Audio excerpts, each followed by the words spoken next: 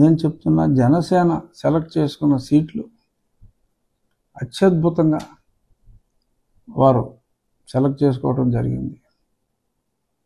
చాలా చోట్ల మరి గతంలో ప్రజారాజ్యం నెగ్గిన సీట్లు, అలాగే ఎక్కడ చాలా ఎక్కువ బలం ఉంది అనుకునే స్థానాలు, వారికి బాగా పట్టున్న ఆ జిల్లాల్లోనే సింహభాగం స్థానాలని తీసుకోవటం జరిగింది.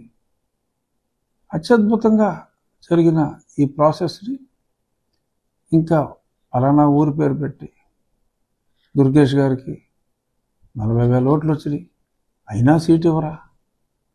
అరే నీకెందుకురా? దుర్గేష్ గారికి ఆల్టర్నేటివ్ చెప్పి అక్కడ 23 సీట్లే తెలుగుదేశానికి వచ్చినప్పుడు బుచ్చి చౌదరి గారు ఆ యాంటీ వేవ్లో కూడా 12,000 ఓట్ల మెజారిటీతో గెలుపొందారు.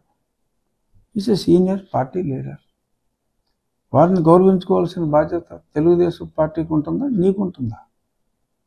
ఇచ్చేదా సాక్షిని అంటున్నా. సో ఆయనకి గౌరవం ఇస్తూ, అలాగే దుర్గేష్ గారు ఆ ఓల్డ్ తూర్పుగోదావరి జిల్లా అధ్యక్షులు, వారికి కూడా పక్కన కాపు సామాజిక వర్గం ఓట్లున్నాయి, కమ్మ సామాజిక వర్గం ఓట్లున్నాయి, బీసీలందరూ తెలుగుదేశంతో ఉన్నారు. సో కాబట్టి మీరు ఆనుకుని ఉన్న స్థానానికి వెళ్ళమని చెప్తే, ఇప్పుడు దుర్గేష్ గారికి కావాల్సి వచ్చారా? మా దుర్గేష్కి అన్యాయం జరిగింది, మా దుర్గేష్కి అన్యాయం జరిగిందని. దుర్గేష్ గారికి న్యాయం జరుగుతుంది. ఎప్పటి నుంచో 83 నుంచి పార్టీలో ఉన్న బుచ్చ గారికి న్యాయం జరుగుతుంది. అందరికీ కూడా న్యాయం జరుగుతుంది. కానీ నువ్వు అన్యాయం అన్యాయం అని చెప్పి ఏడుస్తున్నావు తప్ప, ఒరే సాక్షి హక్కుపక్షి, ఇతర పార్టీల వ్యవహారాలు నీకు ఎందుకమ్మా? నీ దాంట్లో నువ్వు ఎంతమందికి బొక్కెట్టేసావో చూసుకో.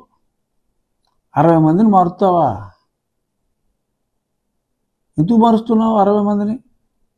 నువ్వు 60 మందిని మార్చేస్తే నీ పేపర్లో నువ్వేమీ రాసుకో. వాళ్ళు తిట్టినా, బండబూతులు తిట్టినా నువ్వు రాసుకో. నీ తొక్కల పార్టీకి నేను రాజీనామా చేస్తే రాజీనామా చేశానని కూడా నీ పేపర్లో నువ్వు రాసుకో. కానీ దుర్గేష్ గారికి అన్యాయం జరిగింది, అక్కడ ఎవరికో అన్యాయం జరిగింది. ఇటువంటివన్నీ నరసాపురం జనసేన కేటాయించారు. నరసాపురం 2వ స్థానంలో వచ్చింది. గెలిచిన ప్రసాదరాజు గారికి ఓడిన నాయకర్కు 5,000 తేడా. జనసేనకి ఇచ్చారు. ఎందుకు ఏడుస్తున్నావు? గెలిచిన భీమవరంలో గెలిచిన సీన్కి ఓడిన కళ్యాణ్ గారికి అక్కడ 3rd ప్లేస్ వచ్చింది తెలుగుదేశం ఈ 2 చోట్ల. సో అది వీరికే కేటాయించడం జరిగింది. ఎందుకు ఏడ్చావు? కరెక్ట్గానే అయిందిగా. అలా ఎక్కడ చూసుకున్నా కూడా సరైన ప్రాతిపదికనే వారు సీట్లు సర్దుబాటు చేసుకున్నారమ్మా.